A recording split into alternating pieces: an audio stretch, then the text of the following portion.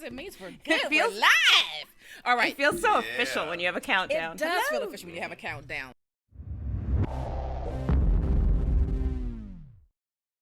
But thank you for fitting us in your busy schedule. Yes. Thank you. You've got all the things going on with a Black Man reading and with books are pop culture. So thank you for squeezing us in. Thank you for joining us. Yeah. Oh, and your regular life as, educator, family man, all that good stuff. Oh, yeah, all that stuff we do normally. Yeah, all the good stuff. Yeah. Hey, I appreciate it. I'm happy to be here. I love, giving time to, books in general. You know what I'm saying? Yeah. And anything that's a righteous endeavor, somebody reach out to me, and I can feel the love. Yeah. I'm there. Yeah. I have to say this, right? So, yesterday I sent Akili his, pre-interview details, and then he responded and was like, righteous, and I was like, he is my friend. Because my dad used to say righteous all the time, and I was just like, oh, I felt that. Yeah. I felt that. So, we had this conversation about classics a few episodes back. We were talking about Easter Eden, which everybody read together and really loved. But, it's some cringy stuff in there. You know what I'm saying? Yeah. But it's a fantastic book at the same time. And then we started talking about, how do you expand the classics? How does that work in schools?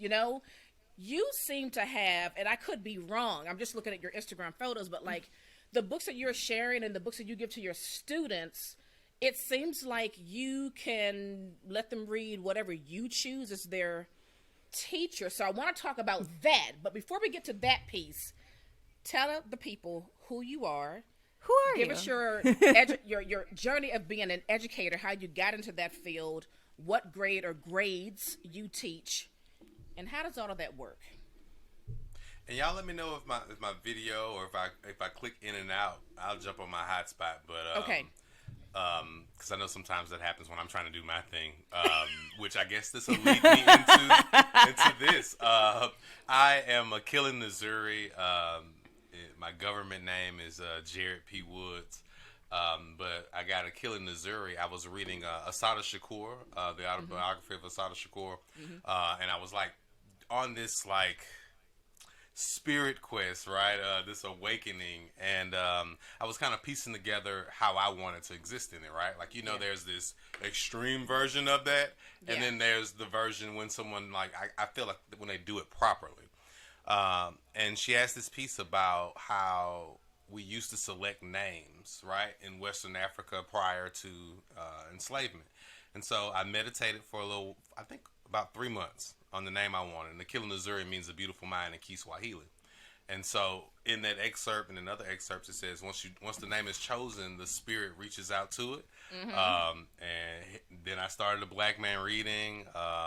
And, I feel like, some people might think I'm a beautiful mind, right? Yeah. So, yeah, I did that. I was in banking, actually, for a little while. And I was reading banking. While I was a banker.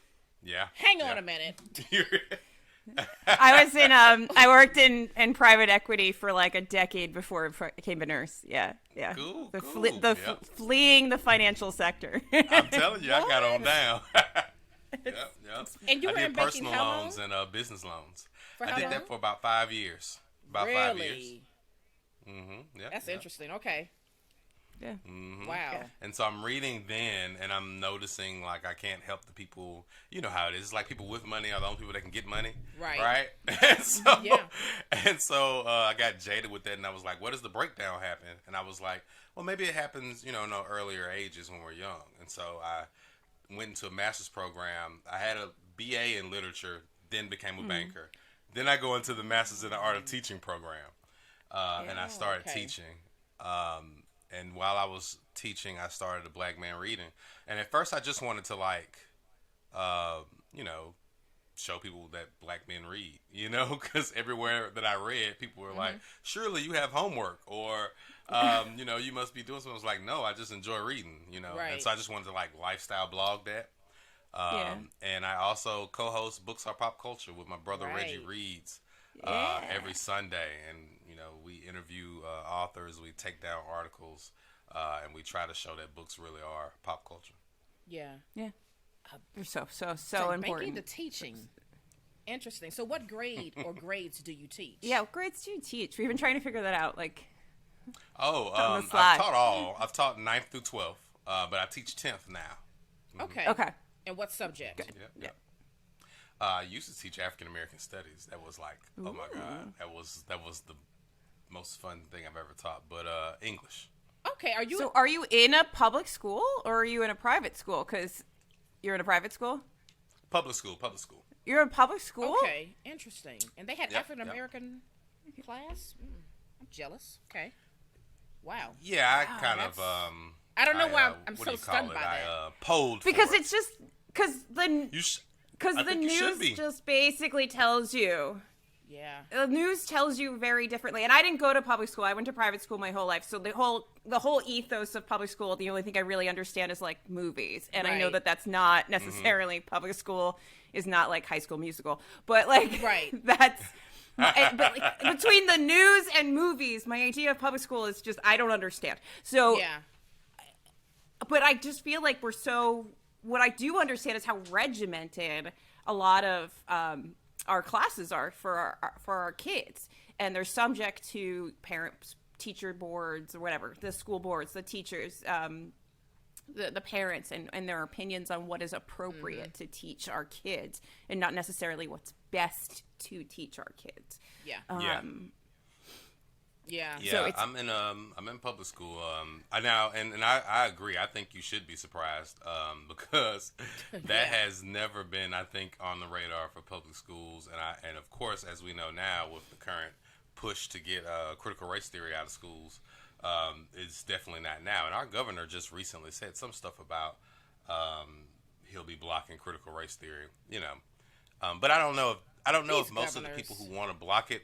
I don't know if they're smart enough to even know what critical race theory is. No, so because the message has already been. Well, it's already been convoluted, mashed up. It's already been, torn apart and, reimagined to fit a particular group.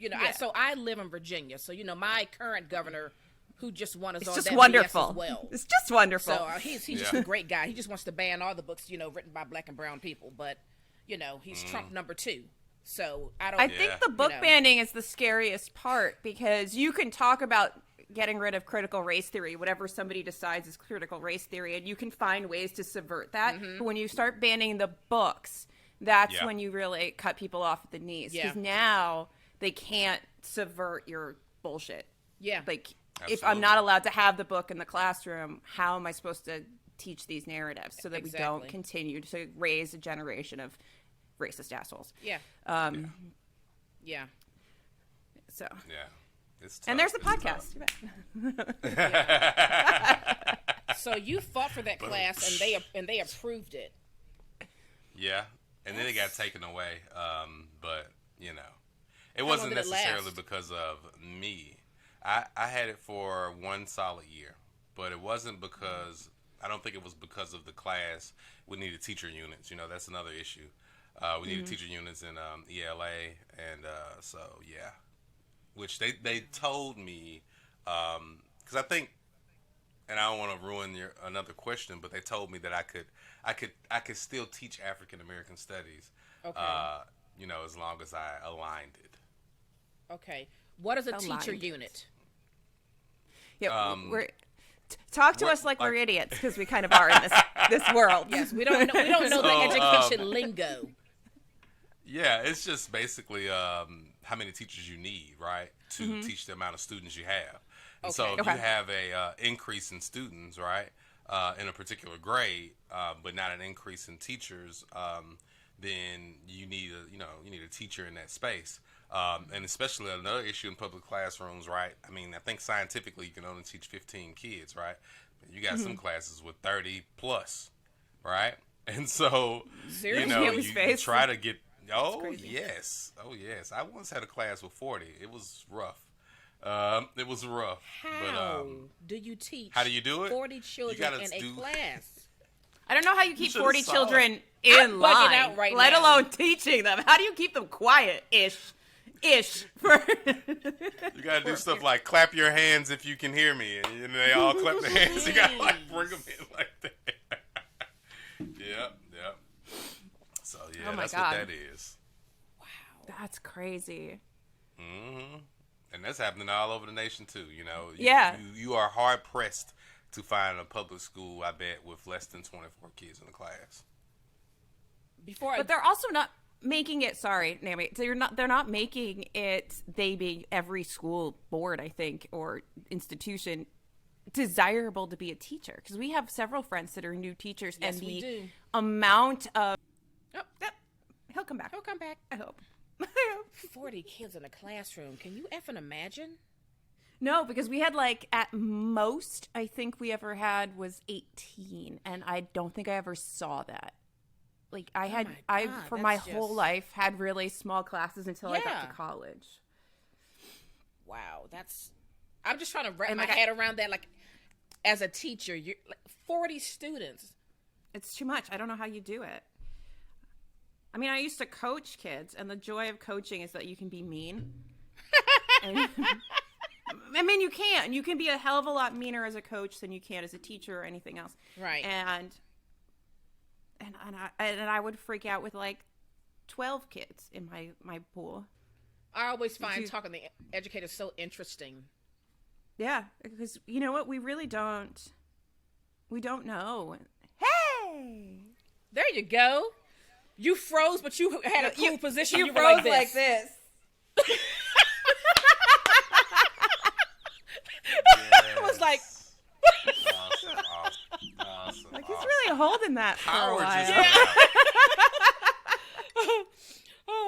When I started talking, power shuts off. Power. Cut off your power. That's like when I'm watching Market Mondays from Earn Your Leisure. Do you watch that? So you know when Ian starts talking and start giving away the secrets, like something to happen, he'll freeze. His Wi-Fi will go out, and they'll be like, "Oh, they hear you talking." Absolutely. NSA is no joke. What was the question? You can definitely repeat it. Well, we were talking about how discouraged so many new teachers are in particular, let alone because that's our experience with our friends that are new teachers. And I'm sure seasoned teachers have the same issue. But you're just so incredibly undervalued, it seems, from many standpoints. Financially, you're not being compensated for all the work you do. If you don't know a teacher, you don't realize how much you guys work, like, all the time. Mm-hmm. It's not just you get summers off. Like, you guys are working like crazy. Parents seem to not appreciate you the way they should. So there's just this discouragement and at the end of the day, so it's not desirable to become a teacher, right? So a lot of people get very discouraged. You might have the passion. Like, I feel like it's like nursing. It's a vocation. You don't do this just as a job. Like, you are giving up a piece of your soul to do it. Because if you just look at it like a job, you're not going to do it for long. Mm-hmm. You're going to burn out. You're going to leave. Absolutely. I agree totally. And another unfortunate thing, I think, for not only black males, but all males, is that we don't stay long in the teacher space, right? Either they like push you to administration, or like for me, I had like a plan. Like, I literally mapped this out when I was in the bank. I was like, I'm going to teach for 5 or 6 years, and then I'll leave, because I also plan to do a PhD in higher ed, which I'm in dissertation now. Yeah, it's been, Dissertations scare me. That's terrifying. Oh, my God. I turned in 50 pages. It came back 25. Oh. And so I took a little break over from August to now. And I got to finish that lit review and turn it in by the end of the week is my plan, and get back on the horse. But good luck. I'll be gone after this year. Yeah. And it's unfortunate, but like you said, it's a part of the whole undervalued thing. Sometimes it feels like people in administration don't trust the teachers in the classroom, which administrators are just doing their job, right? But my thing is, if the data shows I'm doing my thing, leave me alone. Peek through the window. Yeah. You know what I mean? Yeah. But what can you do with that? Because those folks got to do their job too, which again, they end up leaving out too, right? It's just when you're getting those federal dollars, I think really can put some obstacles in the way of true, peer-to-peer, what's the word when you're trying to, between the pupil and the sage on the stage. Like, there's like this wall in between them when they're trying to kind of get the job done. So, yeah. That's really unfortunate. It's tough. It really is. And like, I think about, oh God, what was that movie about calculus? Like, you think about these movies where you have these really inspirational teachers. Calculus. No, well, you know what the movie is. It's got Lou Diamond Phillips in it. He's like some sort of gangster, and he gets all these kids to like, I can't remember who this. Anyway, but like, you have all these movies. Hollywood gives you this image of, you can be this incredibly inspirational teacher who can change people's lives. But the and what you see on the screen is not what you are actually usually able to do within the confines of teaching. Because if you did do these things to the kids, somebody's parent is going to complain, or some school board, like, somebody's going to see this and you're going to get in trouble because you're not playing within the lines. Right. Even if it is an effective way to get your kids over the finish line of the thing that you're trying to do, they're coming at you and saying that's not appropriate. So how do you navigate? How have you found navigating the administrators? How do you try to find that way through the tape to get your kids where you actually want them to be and where they need to be? For me, for me, I just don't care, right? I think with the issue, for real, it's funny because they talk about that. They talk about that in faculty meetings and stuff. It's like, I think, and I'm going to tell you what gives me this immunity, I think, right? This, there are teachers who I believe districts feel are stuck, right? Mm-hmm. And then there's me, right? Like, they know I'm only there for a short amount of time, right? And I'm effective, right? Mm-hmm. In so many different ways, right? So, for instance, I taught the same kids for 4 years. When I first came into teaching, right? So there's certain things I can say to those students that no one else on campus can say, because I pretty much raised them, right? And when you're dealing with a demographic like mine, right? Like, I am literally kind of stepping in, like some of those movies. I don't brag about it, but I mean, I show up to basketball games. If I hear you had a wreck, I come to the hospital. If you needed a blazer or a tie, your mom calls me and we figure out a way to get it done. Oh, you're that teacher. Through my fraternity, you're the real one, or just from my pockets, right? Yeah.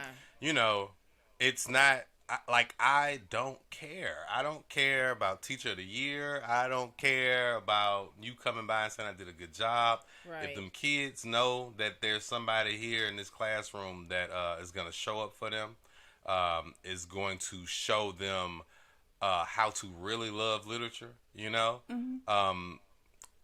that's all I care about, right? Now, do I get in trouble for that sometimes? Yeah, but I don't care. I mean, what they gonna do to me? I feel like, like, my thing is like, and I think that's what makes people like me special, because I have, I come from where those kids come from, right? Mm-hmm. So I've dealt with things that are a little bit more harsh than my administrator giving me a write-up, right? Like, so this is how, dig this, y'all. This is how write-ups work.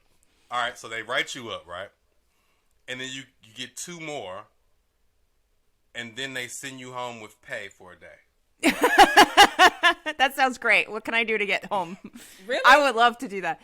Where's the punishment? Right?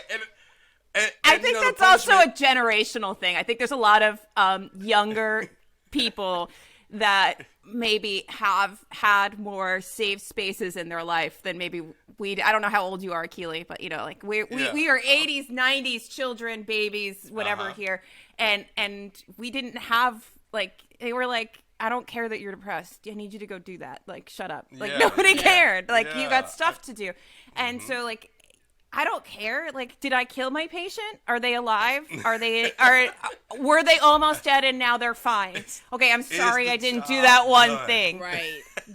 Go away. Write me up if you want to. I don't care. I have a bunch more I have to take care of. I don't give a shit about your nonsense. But there are people that are incredibly sensitive to negative feedback because maybe they just haven't had it.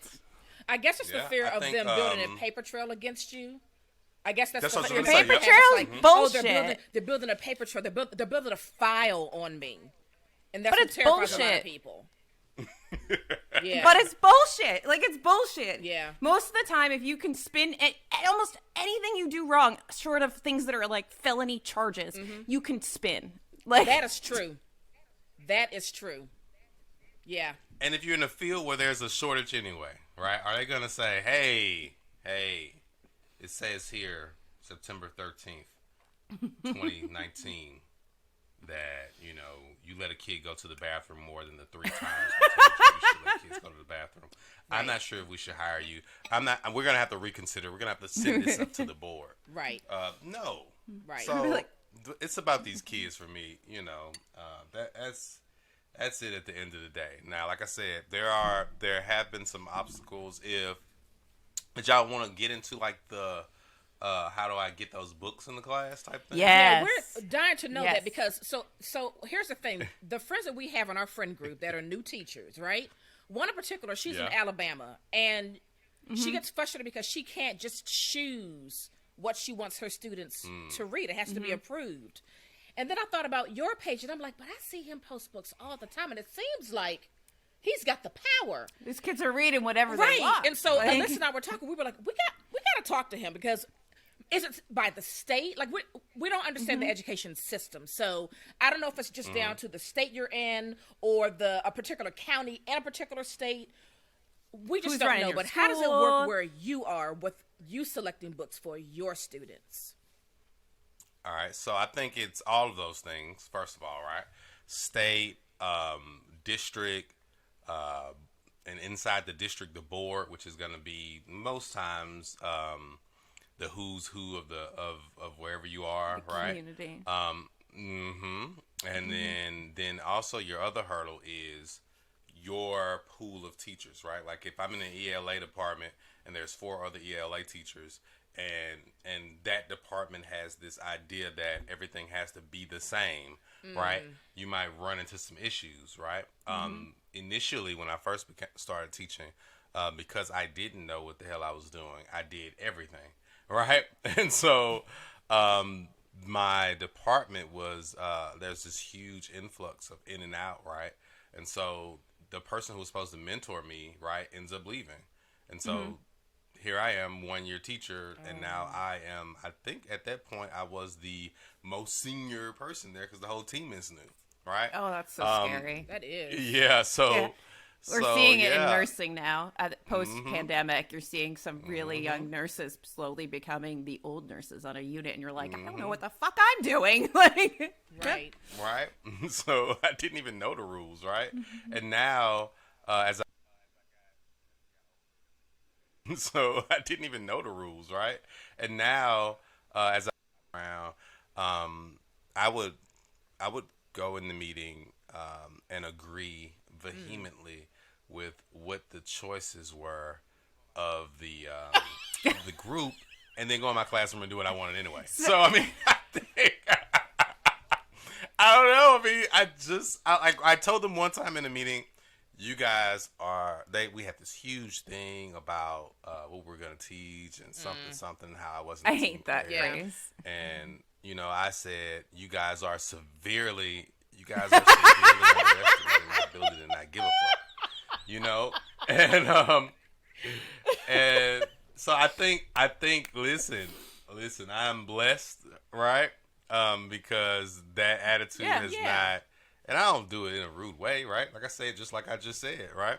Or one time they were like, "Why aren't you doing the lessons that we gave you?" I was like, "The lessons are stupid," and the principal was like, "She's gone now, and she loves me, right? She's gone now and she loves me." She was like, "I think you should use better words." I this said, is "No, the appropriate word. I know a lot of words, right? I have a very deep vocabulary. Stupid is the one that fit. Like, right? I know words. I was like, I'm a PhD candidate. I have a verbose. Yeah, I chose. I meticulously, if you want a word, I meticulously chose stupid, right? Wow, to describe these lesson plans. You know what I'm saying? So, for those new teachers, man, I think learn the ways. 'Cause there's always a yes. There's always a button to push for a yes, right? You could try and get those books in your classroom by saying, I'm going to use an excerpt from this book. You could try to get those books in your classroom by saying, this is what the kids are reading at home, right? And they return with a project at the end of the 9 weeks, right? And so you present it that way, you know, to the group, right? That's giving you the pushback, right? But that's what you're really talking about in the classroom, you know? So y'all read these. It's like how we used to do teaching back in the day. Y'all read these 5 chapters and come back and we'll do a Socratic seminar tomorrow on it, right? Book's not in the classroom, right? Then they got to build the policy. Then they got to build a policy around that, right? We mean books not in the classroom and at home, right? And you just kind of keep doing your thing. I mean, it's this system, right, of white supremacy, patriarchy, and all the other archies that we have here in America, right, evolves. It sanitizes itself. And what we do is, when we break through a wall, we get complacent, right? No, we have to evolve and sanitize ourselves as well, so that it appears, because when we are here and we are moving through this world, we are at war and we don't even know it, right? Because we get complacent. And so if we always respond predictably to people who know warfare, we're gonna lose, right? Yes, so they have. Absolutely. You know, they've always been trying to ban books, right? They used to burn books as soon as they came into a civilization, right? And so, you know, what are you going to do about that, right? Are you going to, like, rebuff your oral history program? Are you going to get deeper into fiction so that you can put symbolism underneath that and still get your point across, right? What are you going to do? Because I'm really not excuses oriented, man. I'm solutions oriented. If we can start thinking with our head and not our hearts, then we can play the game with them, you know? And we may lose, right? Exactly. But hell, we losing anyway. Yeah. Why not fight? You know? Like, we're losing anyway. Why not fight? Y'all don't want beloved. I don't care. Now what you going to do? You going to fire all of us? Yeah. I think already people underestimate the power you do have when you're at the bottom, or you are the masses, or you are the whatever the thing is that everybody else is standing on top of and having their world work. You have a lot of power, because if you stop, they stop. So if you have a thing that you want to push, keep pushing, because. Yeah, and you got to build things to situate you when they inevitably fire back, right? So, you know, we say we're going to teach beloved, and, you know, they say we're going to fire you guys by Friday if the books aren't out of the classroom. Well, where is the teacher union, right, in that place, right? Which now Mississippi, I want to say there's some issues and some policies there, right? But you got to strategize, right? So then you go against those policies before you even make this huge stand, right? Because if you can get that removed, then you can make the stand. Or you fundraise all summer, because you know that we're going to go in there in August and tell them we're going to teach this book anyway. If they try to fire us or suspend us, we have this coffer here to support all the people who, you know what I mean? You have to take precautions, because, like I said, this is warfare. Like Alyssa said earlier, you know, how are we going to help build this country into a country that we can be proud of? And it's going to take that work of... Which is why arts is always the first thing they want to get rid of, tear apart, because there is so much power in the arts. People gain strength from the arts, and they gain the will to carry on and to fight on through the arts. And it's a covert way to make send change. A message. Absolutely. And to change the way people think. That's right. That's why you got to kick those 600 plus books out of the classroom, because you're gonna plant a seed in some child's mind that's gonna go against, you know, the old white men in the room who are very angry. God forbid we tell them the truth and they realize, oh, this is a fallacy anyway. Well, that's God so forbid this morning. Happens.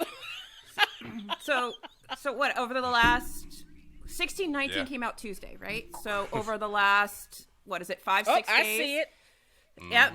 We just ordered our copies, and we're seeing all the backlash, right? All the 1-star reviews. And I remember with the whole random, I don't know how invested you are in all of the random ass Instagram drama, but there was this lady, Miss Buckwheat, who wrote some books, and when she started getting herself into some drama and some trouble, everybody went on Goodreads and was giving her 1-star reviews, which is disgusting. Like, I don't care who you are, where you stand on the side of the fence. It's disgusting to just go on and shit on somebody because without any reason. And now, of course, we're doing it on this side, and it's being done by the same kinds of people that were standing up for and saying it's wrong to do this to this other indie author. So it's like, can you look in a mirror and see yourself? Can you look in the mirror and see how what you do like changes depending on who we're talking about? Exactly. But you can't do that. That self-reflection makes you have to Mm-hmm. look at some really ugly stuff about yourself that you don't want to do. Yeah. Yeah.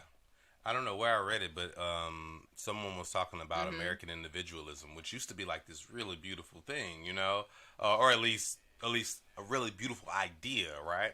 And now it's, like you said, whittled down to like this me, this I feel this, and because I feel this, all of this is wrong, as opposed to this process of self-reflection, this light work, shadow work, where you understand both your good and bad half, and you become better for it. I was talking to a friend about social media, right? Because I try to stay out of all that stuff, because I don't want to situate my personal emotional space, right, with people who I don't even know and who I'm not even sure believe what they believe. Oh, yes. Some people literally just get off on 1-star reviewing things. Like, they might be like, I'm gonna go hate it. Everybody hates the 1619 project. Well, hell, I'm a troll. I'm trying Some to people go just get like you know, playing gotcha. They don't even know They what like it is, playing gotcha and being you know? like, ooh, And this I sounds am- whatever, and I'm playing, whatever. Yeah.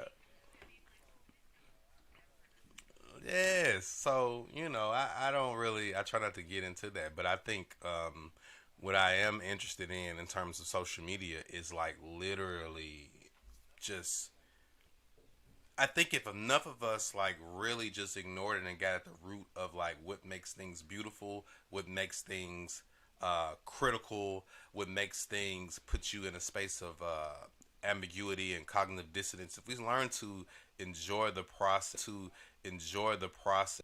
talking to Kiese with the Mississippi Book Festival, and we were talking about these versions of you on the other side of things. If we get in this, talking about these versions of you on the other side of things, if we get in this process of wanting to see the version of us on the other side of things, so when you're talking about like people 1-star in the 1619 project, if enough of us, like if I could get Nicole Hannah-Jones, right, and we have this discussion, right, and we put that in the hands of the people who want to hear it, and then we let those people kind of go forth, and maybe you get it into some of the people who don't want to hear its hands, and you get them there and y'all have a conversation. I have found, being a Mississippian, that a lot of times conversations can like lead to some semblance of understanding on both sides, right?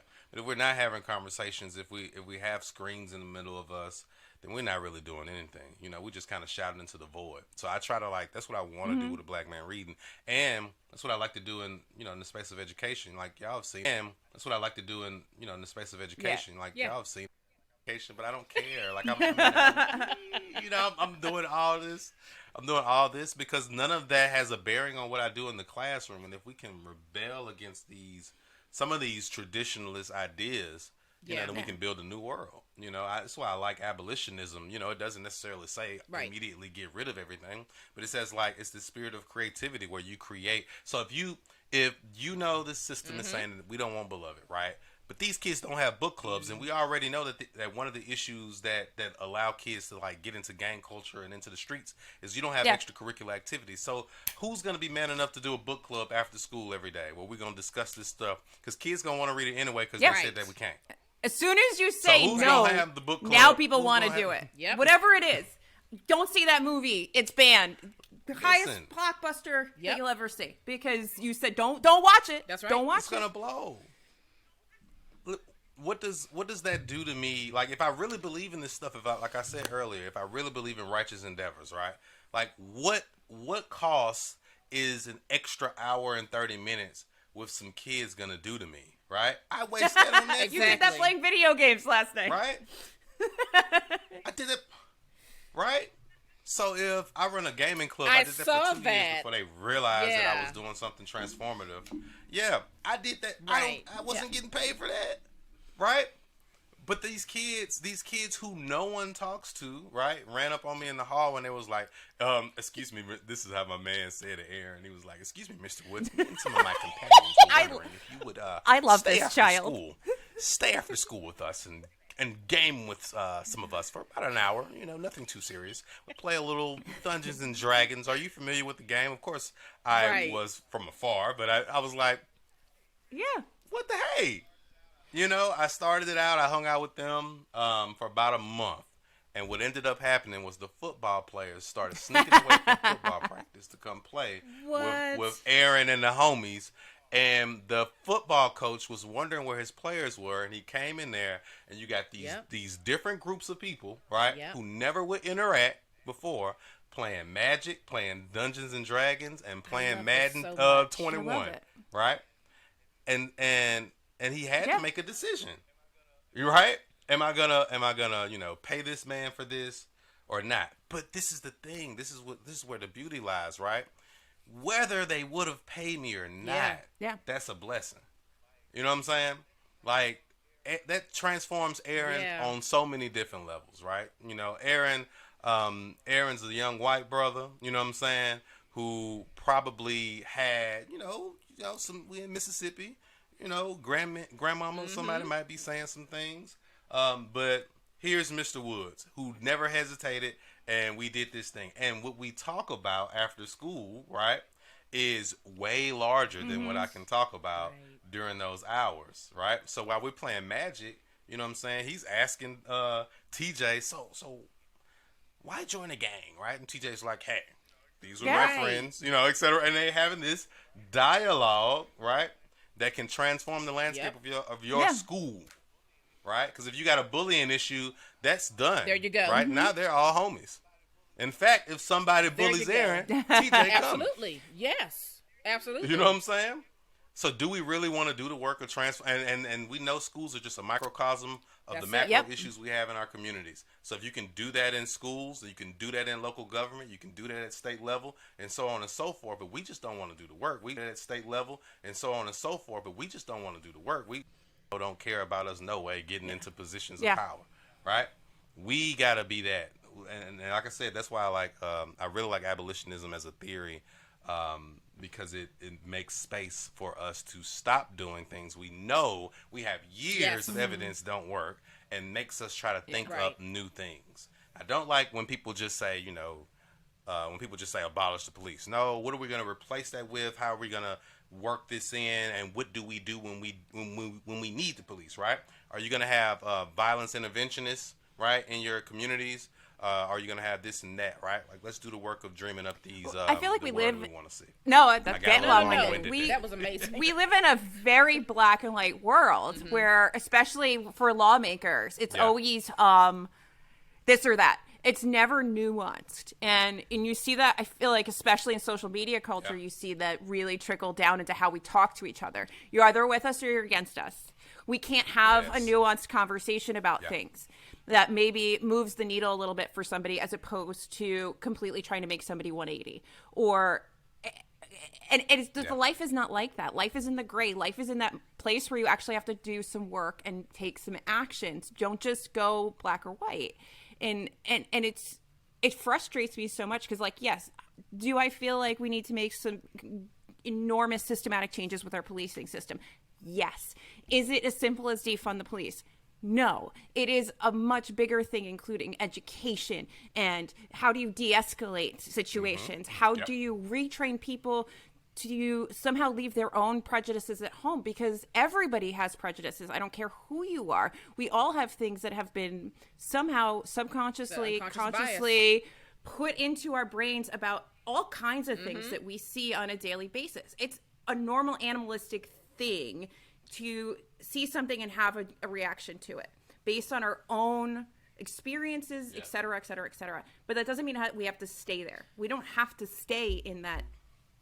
It's basically like fight or flight, right? Like, you don't have to stay there. You can make a decision based on other information to be like, no, that's not a threat. No, that's not X, Y, and Z. Well, you know, even if you have that initial snap thing. Right. And you have to teach things like our police to move through that faster than it takes them to pull out their gun and shoot somebody. Well, the other problem is with politics and politicians, right? They're always creating the soundbite because it's all marketing. You know, it's got to be a good soundbite so that when we market it to the people, they gravitate to the soundbite. They want to get you on board with the soundbite, and so they're not really fleshing things out the way they should because they just want to hook us with the I feel marketing. like you're trying to find a book. He's like, I got a book on this. You know what I mean? Like they've studied. They've studied people and humans. I mean, they're treating it like commercials. They're just trying to find the soundbite to hook us in, and then hope that that's enough for us to vote for it. And that's it. There's no real action or detailed planning or strategizing behind the hook. The hook is a hook, and that's it. Yeah. I think, and before I was looking for some books, I wanted to make sure I got the names right. But love to the folks in the abolitionist movement who are on the ground and doing a lot of this grassroots organizing that we don't see when we hear those things. Miriam Kaba, We Do This Till We Free Us, abolitionist organizers for justice. I think Kianga Yamada Taylor and Kaepernick just got a book. Yes, you read the Kaepernick book recently. That's full of a lot of different essays on that too. But yeah, we got to get invested in that in the organizing thing, and we gotta. I don't know. It's tough. You know, even with me here, you know, I'm one person, right? But I do try to like bring in my fraternity, whether it's Freemasonry, Kappa Alpha Psi Fraternity Incorporated. Like I try to. That's what those things are for, right? So like you have this. Those are your last, to me, contemporary vestiges of those types of, you know, like your SNCC, et cetera, et cetera. That's where you still have this large amount of people, right, who are really invested in this idea that you can mobilize, right? And so, you know, if you are someone, you know, there's still things like NAACP, et cetera, but they don't really, I mean, they're in Mississippi right now, right, where I am, you know, those are older folks who have already fought for so long. And so a lot of times they tap us. They'll tap my fraternity to go canvas an area, right? But if I'm already in there and I have these ideas, right, then you bring them to your meeting and you see if the people in there are gonna uphold those ideals that they say they profess to love so dearly, right? And that's what I try to do here. And I hope that's what's going on in at least small amounts everywhere. But yeah, it's tough. And with the politicians thing, I think we got to get invested in building politicians because the people that have family histories of being in politicians get out of our brain, Akili. We have to get invested in building. We had this conversation like 2 weeks ago for like 2 hours about just. The problem is career politicians. That's the problem. Politics should not be your career. It should not be the thing, because now you're just doing whatever you can to keep your job. That's it. You're not doing what is needed for the job, and those are very different people. I sometimes just because I hate everybody, I'm like, I think everybody should be like jury duty. Everybody should have to be, just for like a couple years, make everybody have to be a politician. And then we would all see what it's like. Yeah. And we'd all be like, oh, okay, well, now we need to pick better because I don't want to do this job. I don't want to do this. This is ridiculous. Right. And you should not be able to. Let's force everybody to have to try. But you should not be able to do this job for 40 years. We need term limits. You should not be able to be in the same position. You wouldn't let a surgeon be a surgeon into his 90s. Well, how do you get? So why are you letting somebody run a country? Exactly. You need fresh blood. You need new ideas. So and you can't have that with the same old people that are in there. Because now all you're doing is reaching out to your donors to get funding for your next campaign. You're not really serving your constituents. You're trying to keep that good check. I was just finna say. And your position of power. Their allegiance is not to us. Their allegiance to the corporations. You gotta, and that's our main issue. You know, like we put them there, right? And there's some things that we need to work on in terms of how they get there too, right? Whether it's electoral college, et cetera, et cetera. But we put them there, right? But their allegiance is to the people who cut the checks. And they can say anything they want to get people on board. Now. But at the end of the day, what the action that comes out the other end is all going to be self-serving. It's not going to be to their constituents. We have to do better, though, don't you think, at teaching civics in school? Because you come out of school and you don't really know about it. And then there's going to be dissent. Seriously. No one takes local elections seriously. They think it's a joke, but these are the people that make decisions about your everyday life. Local and elections they move are up super the ranks. They move up the ranks. Yes. Yeah. Listen, a lot of the stuff we've talked about can be rectified very quickly by us getting involved in local elections. We talked about like this book banning, etc. This is it. A lot of that comes directly from your school board who are elected by your local officials, right? So if you don't want the book ban, right? Yep. Maybe we should just start going a little bit harder on understanding who our local politicians are and stop going in there and saying, hey, my mom always voted Democrat, I'm going to hit this. My grandma always voted Republican, I'm going to hit this. Or my favorite, Jones, that sounds like a black name, I'm going to pick this one. Et cetera. You know what I'm saying? Like, right? And then so you just put the person in there, right? And now your baby keep getting sent home for school uniform infractions, right? But you could have stopped that if you built someone, a local politician, right, where you're on a level where there aren't a lot of people talking to them with money yet, right? Where they can still believe in the things they claim they believe in, right? And they can get rid of school uniforms because we don't need that anymore, right? And then now you don't have to deal with that. Or, like I said, with the book thing. Or, I mean, if you got issues with food, we had kids got issues with the kind of food they had. Okay, well, again, that's your local and state government. Yeah. So we got to do better on that end. There's a story, Alyssa. We do. In the We Do This Till We Free Us. It's a short story written by Miriam Kaba where, they have a fully abolitionist community. And so they've redone a lot of these things. And everybody in the community has to serve in a leadership role. And everybody in the community kind of oscillates in and out of this community policing effort, right? And everybody in the community takes place in the judgment of someone who violates the ideas and precepts of the community. And what will happen with that, right? The idea behind these communities is it gets you back to community government, right? Because if a community, let's say this community where I am has made that decision, right? So that everybody has that position at least once or twice in their lifetime. But the community over there in Louisiana didn't work for those people, right? And they chose that they chose to shorten term limits, right? There, right? And so on and so forth, right? Which I think it's interesting because if you look through history, that's how we tried to start it anyway. And over time things get convoluted because we don't go back and reassess and redesign. But I think what some abolitionists would argue and some other different types of folks would argue is what we've seen now is that reform doesn't work in the long run. Because I think, again, like we said, our issue is we don't check up on the reform, right? And so, they give us this thing. They say body cams now. Okay, they got body cams now. Okay, damn, we didn't think that they could take those off. You know what I'm saying? Right. Take them off or just turn them off. But also, does it matter? Because even when we see you kill people, you can still get off. So it's almost irrelevant, the change, because the judicial system has its own things.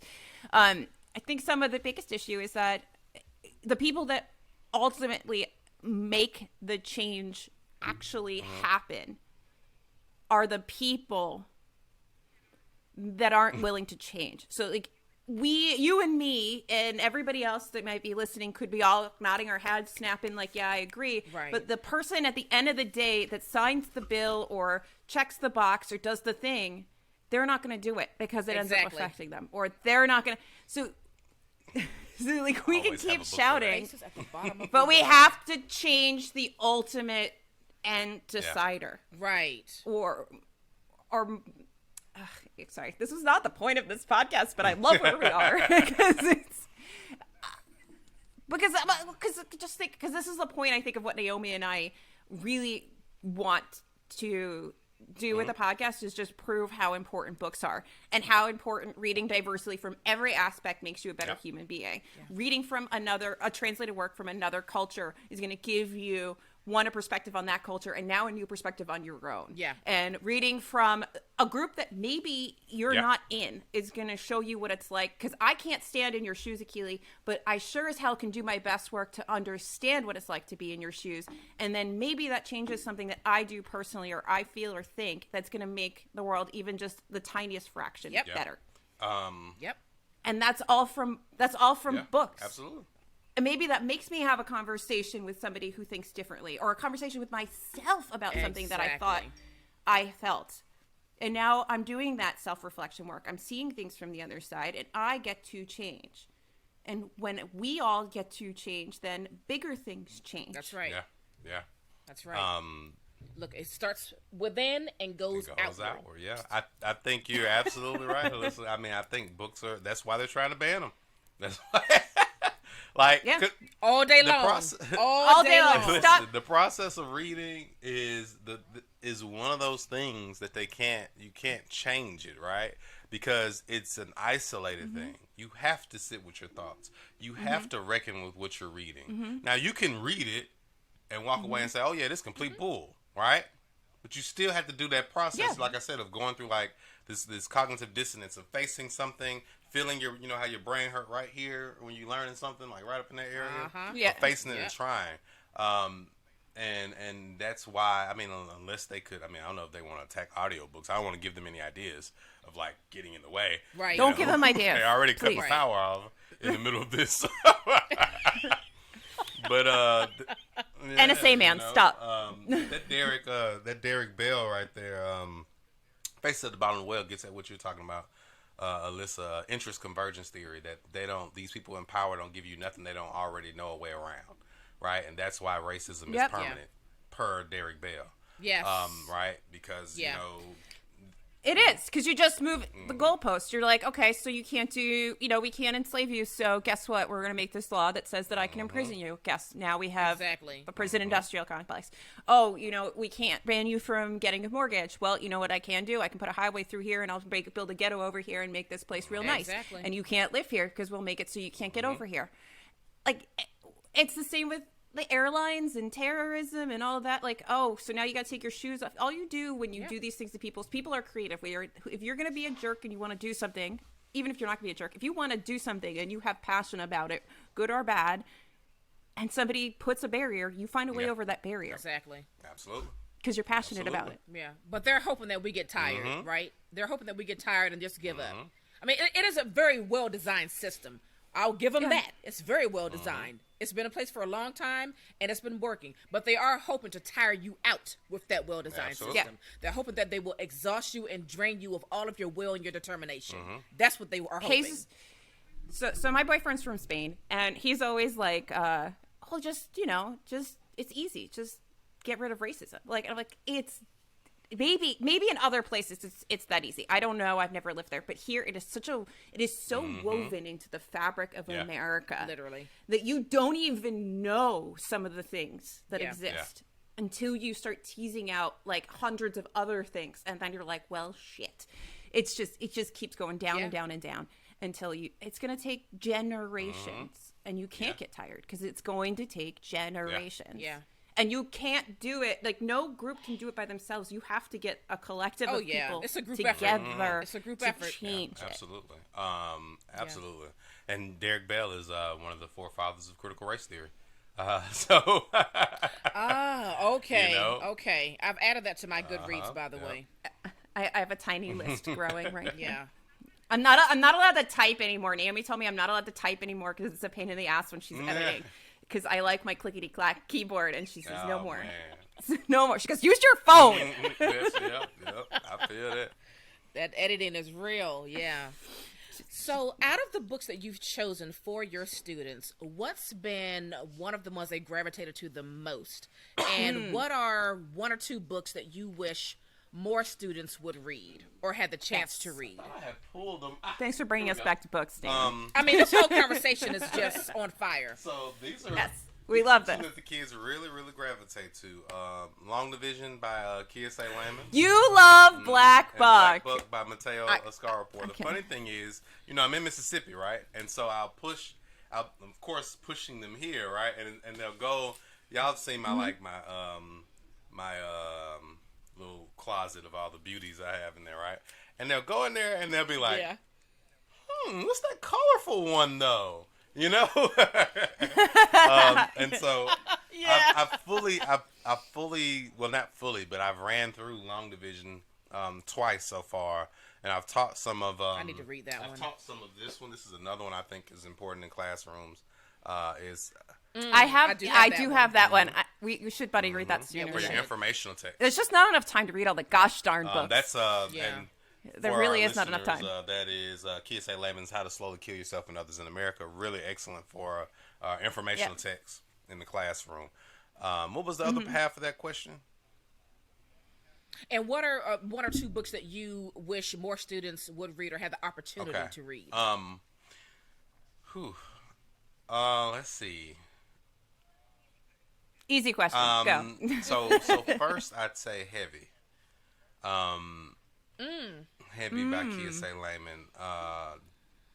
Definitely in the South. And just because it's a high quality text, right, in terms of Lexile level and all that jazz, but it's accessible for these kids. Is one that I would suggest there.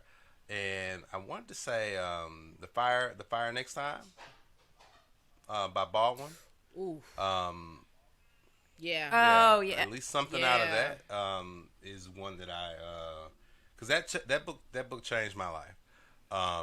That is Ryan Holiday calls them earthquake books, and that's one of them. That one had me. Oh, I like that. That one had me in my brain for a few weeks. Yeah. So we have a mission next year to fix my lack of Baldwin. Hey. Because so what's really interesting, especially I think between like me and Naomi, is really seeing how two people that grew up almost as peers, you're a couple years older than me, and from two different races, how different our exposures have been to things in the world. And I love that, like, Naomi has this love of James Baldwin, and I was like, who loves James Baldwin? And I'm like, oh, I need this in my life. And it's like these are the things that we can create if we're open to learning from each other. Also, I think that it's a shame that James Baldwin hasn't had the audio for all of his books, because I think I could listen to him talk about anything. Yes. And be in a happy place for like however long it's going on. Yes. Because his voice is just golden. Yeah. It really is. He's one of those people because I'm working on a novel. He's one of those people that when I am. What are you not working on? Now I remember you mentioning you working on a novel when you were when you did your interview with Robert Jones Jr. Yeah. Mm-hmm. Yeah. So who we love. Have we had a podcast yet where we haven't talked about the prophets? No. I think it's like every other podcast we mention the prophets. When you're going to ask me about books I love that came out this year, those tabs. We chose that as our February book club pick. I think so. We have been thinking about and talking about that book ever since. Yep. It is truly a masterpiece. Hey. And we've heard so many people that are like, it is a dense book, and we're like, just embrace it. You might be a little confused for a little bit. I promise you, by the time you get to the end of this ride, it is going to rock your world. Just go. I just want readers to know that sometimes reading a book takes work. Yep. And it's okay. Your brain and your heart and your soul will appreciate you for getting through it. Every book isn't going to be a breeze better to get connection. Through. The prophets is you got to put some elbow grease into it, but it is worth it. Yeah. I books like that are not written every day. They're just not. No, they're not. And that book needs to be part of curriculum. Oh, It needs to be dissected. It needs to exist in the canon of literature, big L literature for the rest of time. He would tell you. He would say he is. Appreciative of those words, but he don't think it'll be that. But I'm like, Robert, like, They It don't. has to be. They don't. I'm trying to build something like that, right? And I think. Don't quote me on this, right? This is just Those my books random don't come thoughts, along every yeah, day. Like I've heard other authors who we laud say like, "Wow, it made me want to be a better writer," and I think what Robert said, 14 years. And I don't know if you guys have had an opportunity. Yeah. He was working on it for a I don't long know if y'all had an time. opportunity to talk to him, Yeah. but when he is where he is when he's talking, No. the drafts are like, I saw. yeah, they. Yeah. We watched your interview. So Yeah. hey, bad It was a fantastic interview you had with him. I enjoyed it. So I've shared it with a lot of people. Thank you. Because I thought it Yeah. was really, really well done. And it just felt like such an open dialogue. Thank you. And Yeah. it was impressive. It was a wonderful Yeah. conversation. Have And you I love the work that he Yeah. does, and like he's just. Powerful. I he's do amazing. those for the people, Have and I'm you stealing tips as I'm going for my book. What you was gonna Yeah. say, Naomi? have you told the public or anyone what your novel's about, or is it still like you've got a lid on it? It's still a secret. It's mostly still lit up. I am interested in looking at something from my hometown that didn't get a lot of light, right? And a cool thing about it is they try to pretend like it didn't happen too, right? And this lovely. is We love to this do is that. why this is why oral history is so important, right? Because you can't stop that, even though it can morph. But I think that's what history is anyway. We don't know what really happened. We don't. If you weren't there, Yeah. and you didn't record We weren't it, there. we don't know what really happened, right? Exactly. You're relying on, Yeah. someone, and this is why critical theory is important. You're relying on someone who had enough power in the dynamic and the ability to, first of all, even write anything, right? And so then now you have to take in all of whatever they were influenced by, et cetera, et cetera. So Philip B. Williams, who wrote Mutiny, is another book that came out this year that I think folks should go get. Amazing poet We're and gonna be amazingly hitting the bookstore like it's nothing. he is so intelligent. Said two things. One, if you're having a difficult time getting through a book and you think that makes the book bad, then you need to get a sharper knife. That is reading. Like reading is not supposed to be easy. Yeah. Toni Morrison said that. And then the other. But you see that comment see all it the all the time, time. don't you? Across Yeah. Instagram, like they didn't like it because it was too hard. It's supposed. The question is, supposed to be. why are you having a hard time? Are you having a hard time because it's written poorly? That's Okay, that's yep. one thing. Are you having a hard time because the concepts are complex? That's a you problem. Are you having a hard time because the concepts are making you, or the message is making you feel feelings you didn't want to feel? Again, that's Yep, a you that's on problem. you. That's not You got to get better. And sometimes a book levels you up Yeah. in the mentals. Yep. Okay, what did you say? Fundamentals. Fundamentals. So yeah, I'm interested in that, and I'm like trying to think of a book that's similar. Trying to do some of the things that Robert Jones Jr. did in The Prophets, in terms of ancestor dialogue back and forth across time. Oh, love that. Yeah, that was so That's interesting. Yeah. one of my favorite elements of that. And trying to like show how blurred history is.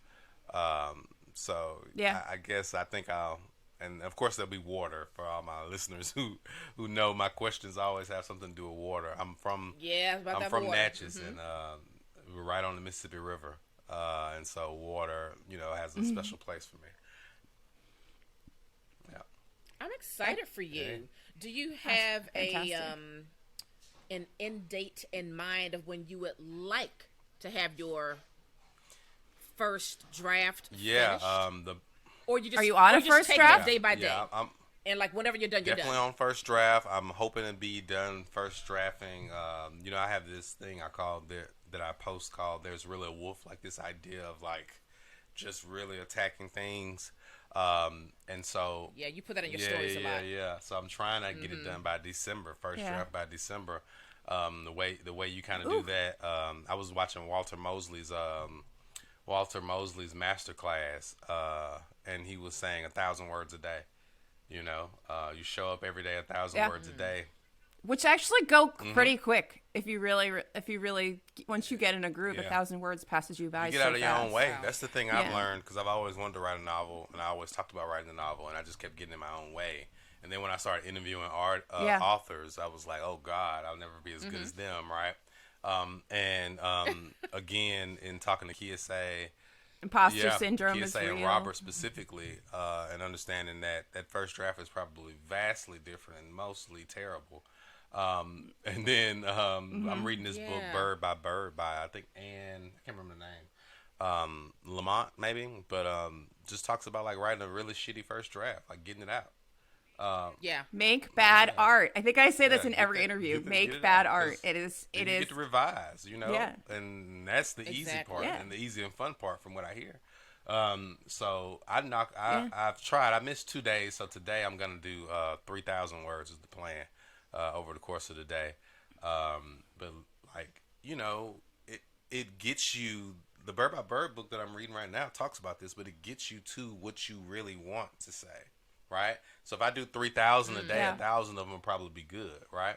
Now, I'm not going to necessarily stop right there. I'm just literally barreling through to December to this word limit that I have, and then I'll go in and see if it does what I wanted it to do. Fix, all those extra does and that's and put some dashes in there and, and get ready for a book proposal. That's the plan with that one. Yeah.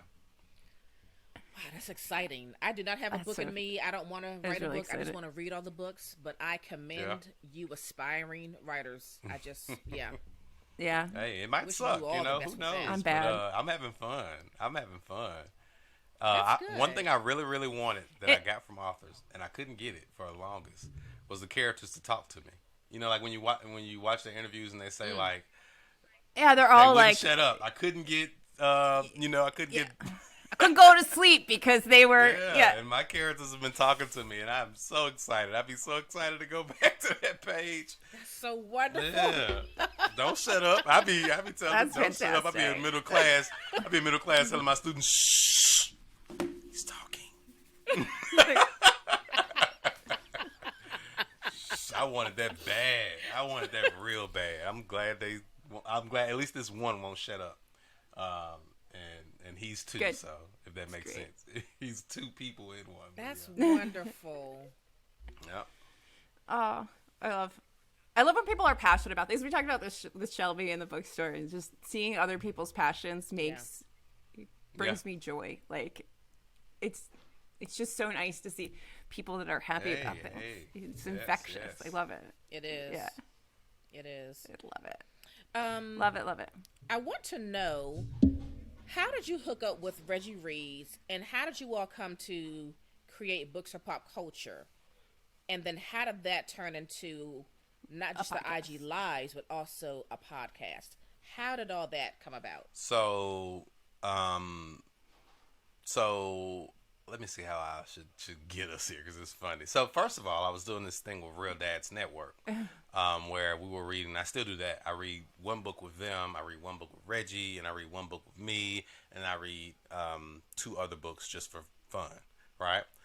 So Real Dads Network, last I think Wednesday of every month, we do a book, right, where we get together. It's a bunch of guys from like the Eastern Seaboard, but there's some international guys in there too, and we discuss a book, right?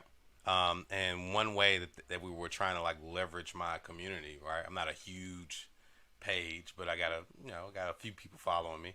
Was that I would randomly every Sunday just get on live for an hour and tell people about this that was coming, right? Melanated Reader, Crystal Forte, and Nia Pages Galore were telling me about Reggie Reeds, right? And I had already kind of known about him, right? Because he had followed me, and I followed him back, because there's not a lot of us in this space anyway. And he got on the live, and we were just talking. I think we were talking about the street. And I was like, "Yo, you should get on, man. Like, I'm just out here smoking a cigar. You should get on." So he gets on, and everybody's like, "Yay, finally, Akili and Reggie." And we talked about like the street and reading and why it matters to us. And we get off, and basically I was like, "Hey, Reggie, so see you next Sunday." you know, and and Reggie was like, nah. You're in this now. He was like, nah. Yeah. He was like, that was so organic and original. And I was like, did you not hear that we just became best friends? Like, you didn't know? But no, that was the thing. He was like, whatever we do, I want it to be organic. That was organic and original. And I was like, Reggie, we have both read enough books where it wouldn't matter if it was, like, if we planned something, right, it would still be organic, right? I was like, come on, just, Absolutely. And he was like, okay, right, but if it don't work, kind of, we'll see. We'll just see it. I'll see you Sunday, right? And I got on this spiel, which again kind of goes to like this whole there's really a wolf idea where everybody else is sheep, everybody else just does what they're supposed to, right? And then the wolves are the only ones who get to eat, right? Because they go against the grain. And so I was telling him, I was like, you never know, again, like I said earlier, what's on the other side of things, right? You just don't know, right? And if you talk yourself out of something before, not that he was trying to talk himself out of it, but anyone, if you talk yourself out of it before, you already beat yourself, right? You shut off all these other things that could possibly happen. And so we kind of get on, and he's like, hey, this is fun. I enjoy this, right? And we just kind of make the commitment to come every Sunday. And Reggie is a powerhouse. In terms of information, in terms of knowledge base, in terms of organization. And so the show started kind of forming, right? And becoming what it is today. And one of the first books we read was The Secret Lives of Church Ladies by Disha Filyal. And it randomly gets in her hands, our dialogue about the book. And she was like, I watched that. It was like 4 hours. And that's another thing that's different about us. Yeah. We are on there. We on there. You can go, leave, come back, and we still talking books. Because you can talk books forever. Yeah. Right? You sure can. And she... We talked about passing for a total of 9 hours or something like that. Yes. The audiobook isn't even as long as we chatted about it. Yeah. So Exactly. She reached out to us, and it's kind of been that way, moving through. The work, I think, kind of speaks for itself, the way we attack books. And so, then we decide to, like, put a name to this, right? And we wanted something that kind of really showed what we were trying to do. And Books Are Pop Culture is kind of what came out of that. And again, with that same method, try something, see how it goes, and keep going. We don't really try. We try not to talk about anything too long. We try to give it a shot.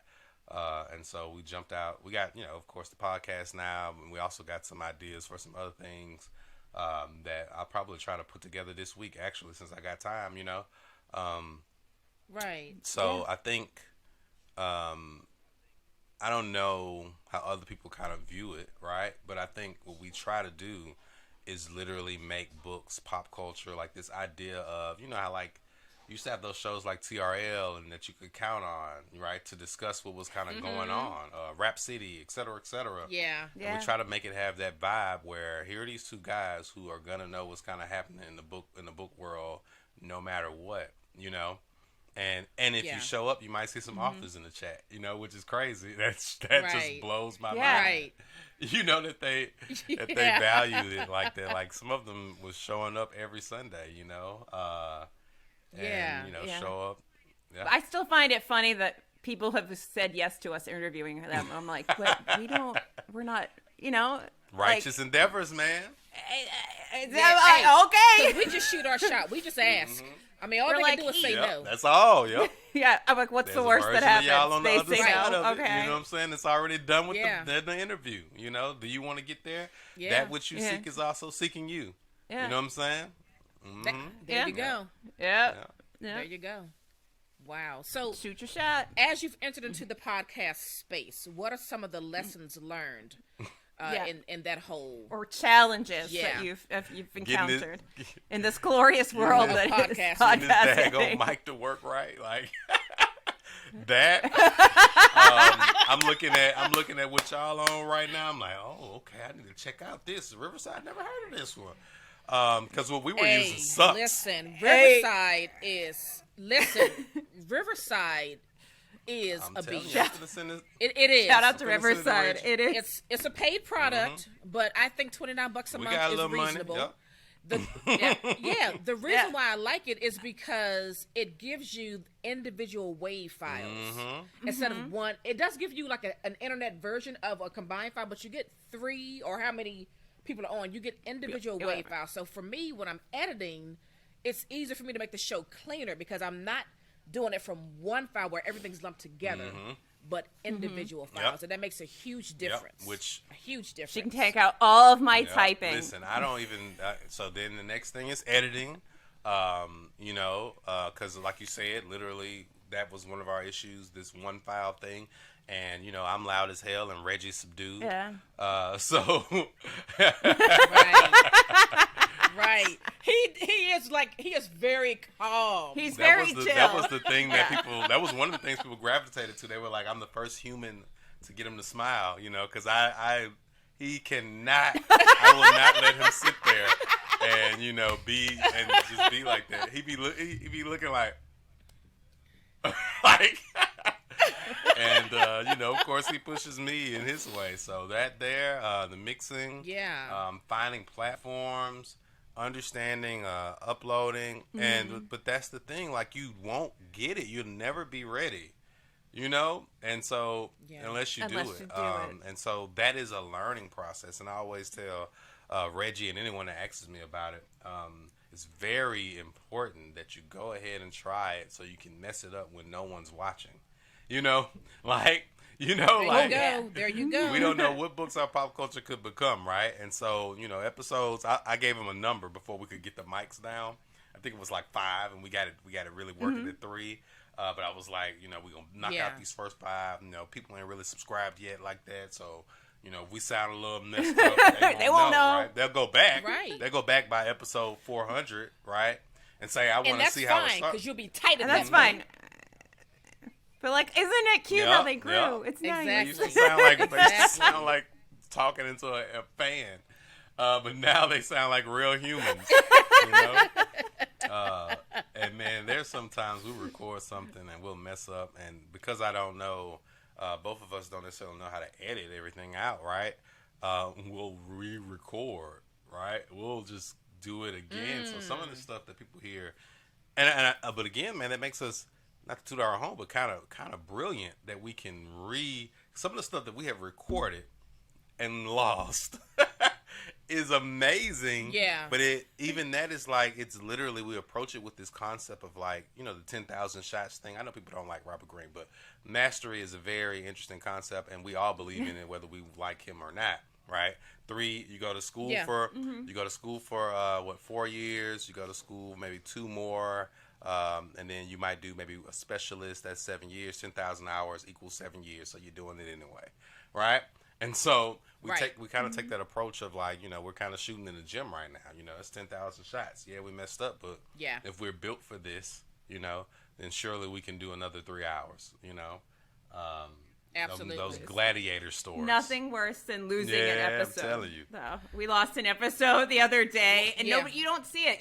That's the stuff you don't see when it comes out. Exactly. Is the 6 hours of being like, is the file going to show up? Is the file going to show up? Where's the file? Where'd it go? I don't understand. What happened? Because, hey, look, this is all technology.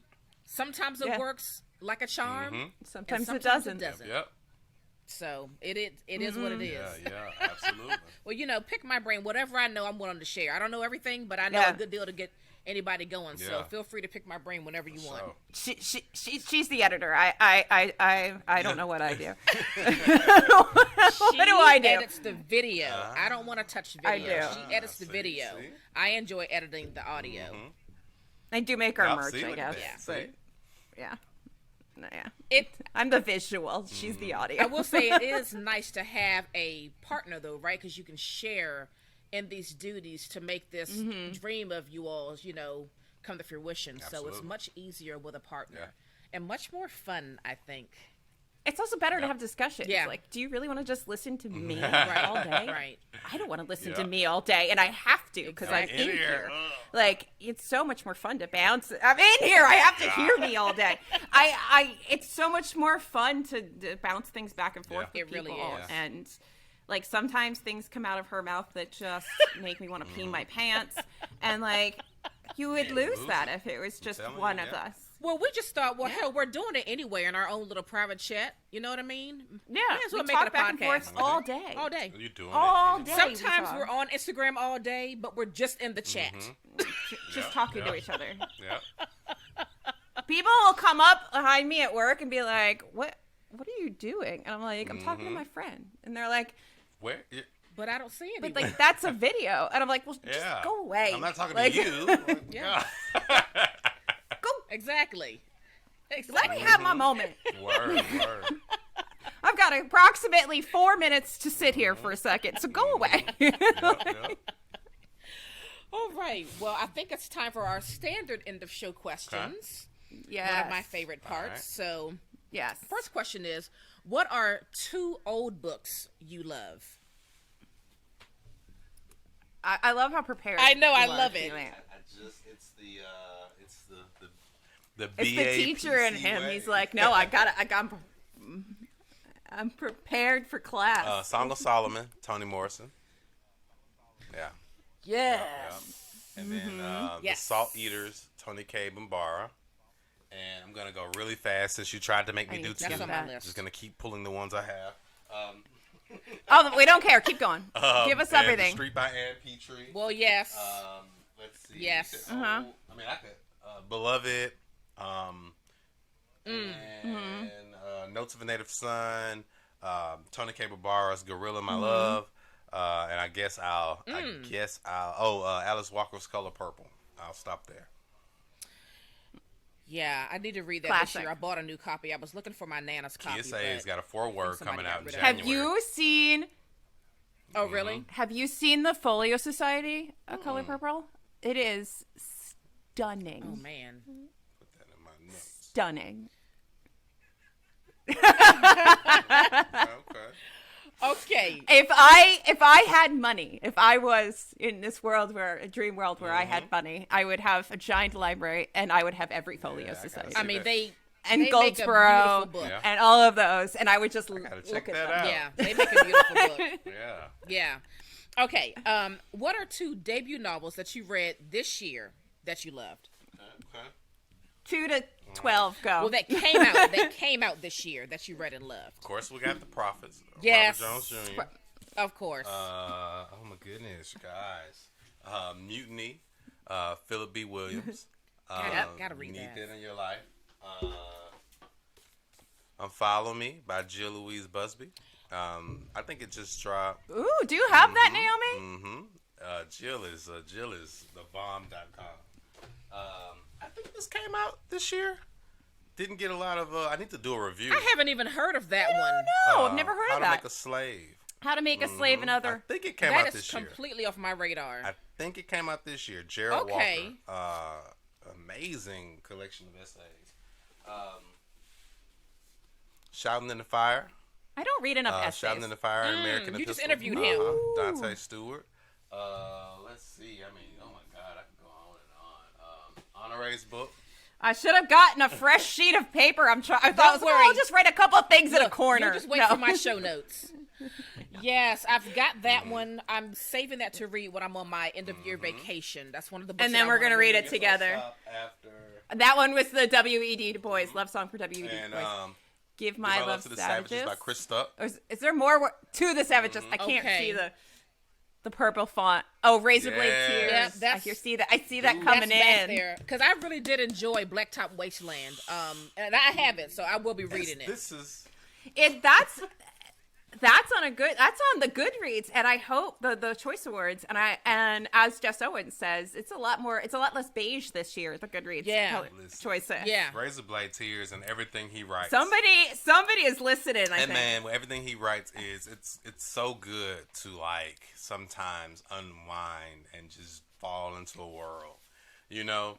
And you know, Yeah. he said this, I think, in the back of Razor Blade or Blacktop Wasteland. He has this interview where he's like he's into like plot driven work and not necessarily doing all the literary gymnastics of you know, like someone else, right? But at Razor Blade's Tears, he was getting into some deep stuff and some old ideas and challenging them and challenging the way that we challenge them, that I think we need to talk about a little bit more. Razor Blade's Tears was so fun.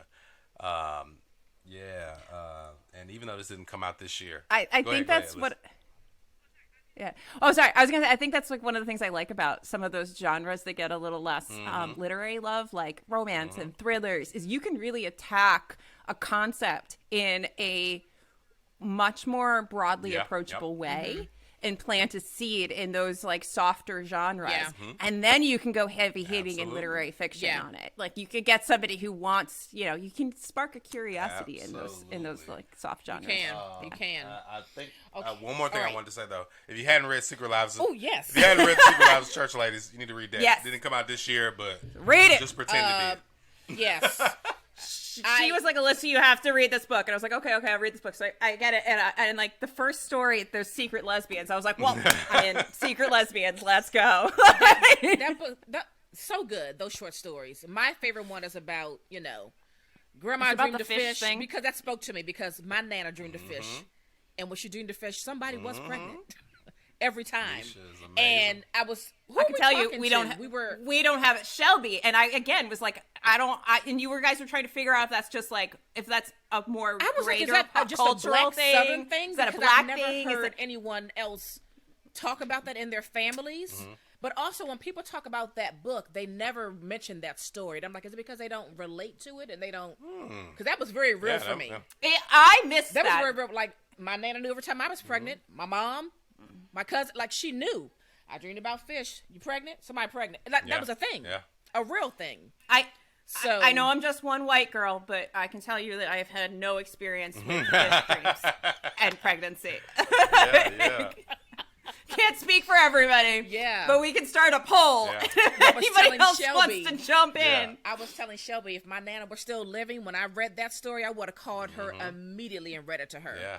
Immediately. There's so good. I think maybe Southern Black, but I think people with Native American heritage would also probably have some of that, because it's remnants of you know, a time where spirituality wasn't so spirituality hadn't quite been attacked by religiosity, right? So like it was still very intuitive. I don't know if you know anything. Difference, folks. Yeah, I don't know if you know anything about like there is a babies huge difference. Being born with a veil on their face, and stuff like that in the South. Yeah. Call baby.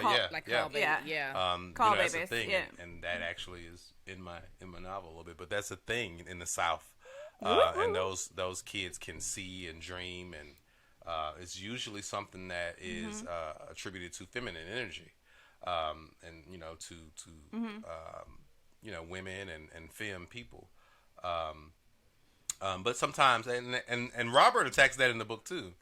Sometimes men can remember it, you know, and so yeah. Oh, we can have a whole nother discussion about religion, spiritualism, like all that. And, yeah. Oh, you're giving us some good recs. Okay, that's like another like 4-hour discussion. Yes, it is. It is, and I'm here to entertain it. Okay. Yes. All right. What are 2 books you want to recommend people to read?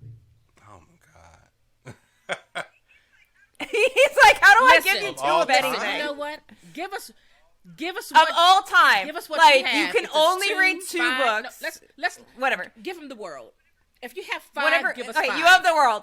You have 1 year to live. What books do you have to read? Tony Capenbarr's The Salt Eaters.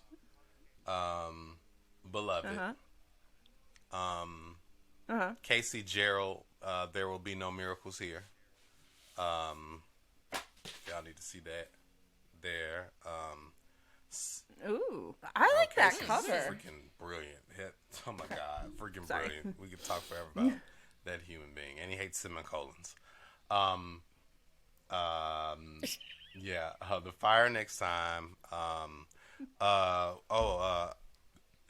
Giovanni's Room. by James Baldwin. Bonnie's Room. I'm telling you, It is criminal that he does not have self-audiobooked. It Gail is really Jones. criminal. Rip Me Apart. Heavy by Kiyosa Layman. Everything written by Kiyosa Layman.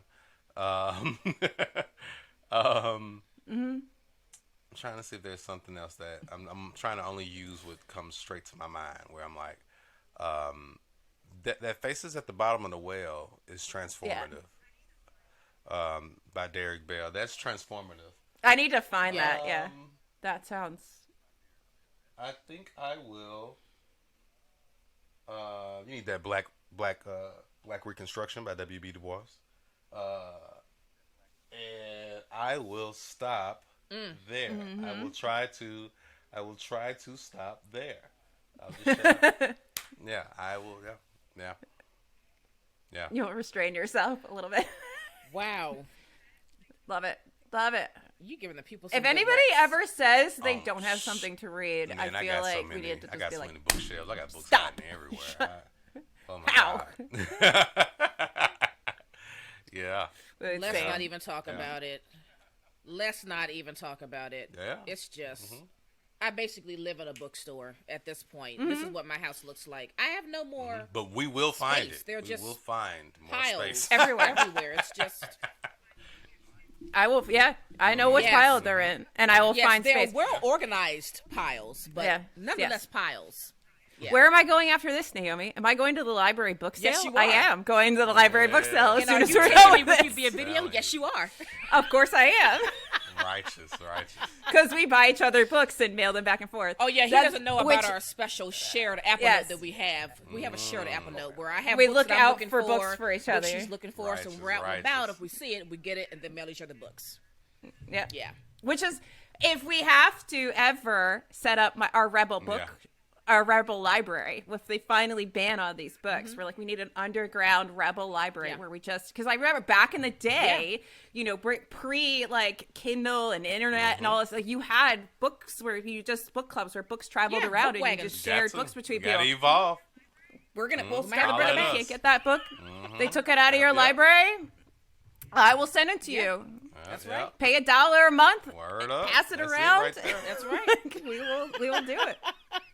That sounds like a righteous We endeavor. will take that mantle on and we will, do it. that. You challenge us, we will get those books in somebody's hands. We'll do that. For every We got scared you. queer kid got somewhere you. in Middle America, we will get you a book. That's right. like We got you.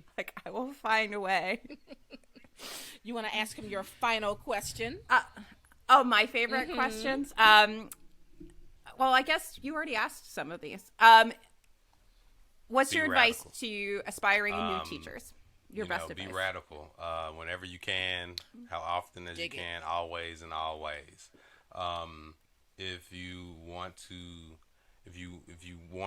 to actually be a change agent, do that. Whatever timeline you have. So, for instance, we go in from 7:50 to 4. You are not there for you. You are there to serve. Whatever is asked of you during that time, give it. If you can't, then leave the profession. Nothing is personal with those children, so don't you ever get personal with them. Give grace, right? I have a poem. I have a poem, and I have a poetry book coming soon. That's gonna be self-published, though. But I have a poem about. Yeah, Ooh. You're I have full a of poem surprises about today. a kid. Let a us kid who came to my room know. because she We'll needed pimp somewhere your to cry, poetry. right? You know, the rules say she shouldn't be able somewhere to cry, right? You know, the rules say she shouldn't be able to come to the classroom, right? But that's the time to be. These I taught for 4 years are like 21 now, Yeah. and it's me they want to walk them down the aisle, you know, and that is bananas, right? You know, and they think the world of me, and I had no idea what I was doing. So don't rob yourself of that opportunity to be great. Let's see. Those are yeah. Never forget who's watching. Like kids watch you, and if you can, the smallest thing can make a huge. I used to coach swimming for years, and I would have little kids, and it's crazy because my head coach used to be like, people, I'd be like, why do people tell me I'm a role model? Like, how am I? Like, I'm not a role model. You don't want to be me. Like, why do you want to be me? Like, and it's like, no, you are a role model. Like, when you come up, you show up for these kids, and like, just that. You've showed up for these kids. You've wiped their tears. You have listened to their problems. You have given them hugs. You have held their hand. You have showed them discipline. You've taught them discipline. You've taught them that they can achieve new things. You are a role model. That's right. And it blows your mind. Listen to this quote. Haile Selassie, problematic human being, but listen to this quote. A qualified man with vision, unmoved by daily selfish interests, led to right decisions by his conscience. In general, a man who knows from whence he comes and where he's going will cooperate with his fellow human beings. He will not be satisfied with merely doing his ordinary duties, but will inspire others by his good example. You are being watched by the nation, and you should realize that you will satisfy it if you do good, but on the contrary, you do evil, it will lose its hope and confidence in you. That's powerful. Yeah. Like, you are being watched by the nation, right? Because that's what you in that classroom, right? And if you are unmoved by your own, remember I said nothing is personal for those kids, so don't make it personal. If you're unmoved by your own daily selfish interests, right? You will satisfy it if you do good. But if you do evil in that classroom, they will lose their faith in school, in learning, in so many things, right? Potentially in and life. That's something in life. Yeah. I'm telling you. Yeah, they spend more time than with they you do their own parents. Than they spend with their parents. They in school. They are at school all day, right? Which is something else we need to kind of look into. But I'm a dreamer. I mean, it's true because, and also too, you don't know a child's home situation. No. That classroom, that teacher could be the one saving grace they have. So if you destroy that, you could literally be destroying all the hope out of that child because you don't know. You don't know what you really mean to them. Oh, that's a powerful quote. Yeah. It's not a job. Some jobs are vocations, and they are not for the faint of heart. You do not leave it at the door. What you do makes long-lasting changes in people's lives, and it changes you. It better for worse. Drains you. It affects you as much as it affects the other person, but it's not about you. It's about the people you are working with or for or however. So I could go down this whole thing with nursing because I get really frustrated with nurses that they get angry and they make it all about like this patient's so annoying. I'm like, that patient, do you want to be that patient? Do you want to be stuck in that bed doing this thing? No, you don't know what it's like to be that person because you're not that person. You wouldn't trade places with them for all the money in Christendom. You wouldn't do it. So give them some grace. Give them a little bit of room. Some people are just fucking assholes. Yes, some people are assholes. But why are they being an asshole? Is it because they fundamentally are one? Or are they in pain? Do they need something? What's going on? Are they just terrified? Are they just terrified? So take a second to step out of yourself and think about the other person. Exactly. And we're human. I mean, take a breather, right? Like one thing I used to do when the classroom used to get too much for me, and I did a PLC on that, is stand outside the door for a second. There you go. You know, take yourself out of the equation. Stand outside the door for a second and come back in and approach and talk to these people. Talk to those kids. Tell them, give them an opportunity to kind of talk about what they're doing and why. The bathroom stall becomes your safe space. I'm telling you, the bathroom stall becomes your safe space. You stand in there and you're like, oh God, and then you go back out. You gone on back. Yeah, because you're people. Yeah, so we all have emotions. Sorry, wrap myself in. So what would you say to your 17-year-old self or your teenage self if you could write yourself a letter? I just love this question. This is my Inside the Actors Studio question. What's your favorite curse word? No. 17. Oh gosh. Don't skip school on homecoming. When you're Mr. Natchez High. Let's see. Go to class because you're actually, your mom signed you up for honors college, and you not going to class, none of the classes, will get you kicked out of there, and that was a nice dorm. I feel like we're all a hot mess about 17. We're all a hot mess. Yeah. Let's see. Take the ACT again. You probably could have got a 30. Oh, yes. I couldn't do math, so I had like a 31 in reading, a 28 in the science, and a 14 in the math, and I forgot what the other one was, but it was like a 30, so maybe I have a 25. Yeah. So if I like gave a little shot at geometry, I might could have had a 30 and got to school for free completely. 17. I don't know though. I would, hindsight, right? Like I would tell myself, go to class, major in literature, go right back for MFA, and write a novel, right? But I wouldn't have any of this material that's going into the work that I'm doing now if I wasn't a complete screw up, So there's that. Just find Treese sooner. Find your wife sooner. I love that. Find her sooner. That's the best. I love that. Yeah. That's so sweet. It's this. Yeah, you do that, everything will be good. Paths we take to get where we end up. Those are great, and those are all learning lessons. Yeah. But finding a good partner, that's key. Just go as soon as you get there. As soon as you get to the college, just grab her. Don't grab her. You consent, but yeah. Consent. Don't grab her. Yeah. Maybe don't do that. We'll walk that one back a little. Yeah. Oh man, that's sweet. Aww. All right. Do you want to? I'm getting ready to do the closeout. Do you want to add anything else? Well, I was gonna say, do you want to rehash where we can find you? Give us, if you want to plug anything, like give us that whole spiel. Oh, I'm sorry. Hang on. Oh yeah. Yeah, that's the closeout. I just wanted to give. I just wanted to give him a little. Oh, all right. So She's giving you ready to do the closeout. The remember to not closer thing. The closing of the show, and when we're done, just stay in here. All right. Akili, thank you so much for giving us your time and coming on the show to chat with us. This was fantastic. It's been wonderful. We really appreciate it. Tell the people where they can find you online. Word. You can find me at Black Man Reading on Instagram, literally at Black Man Reading. That's where the majority of my community is kind of housed. I am at the same name on Facebook. On Twitter, it's at Black Man Reading. Character limits. Character limits or something.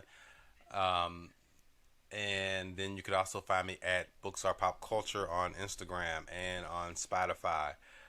And we have a YouTube. And there will be a website coming. And you can find me at my website, ablackmanreading.com. I think that should be it. I'll be working with Black Vibes Magazine. That should be it. I'll be working with Black Vibes Magazine. Oh, cool. It's amazing.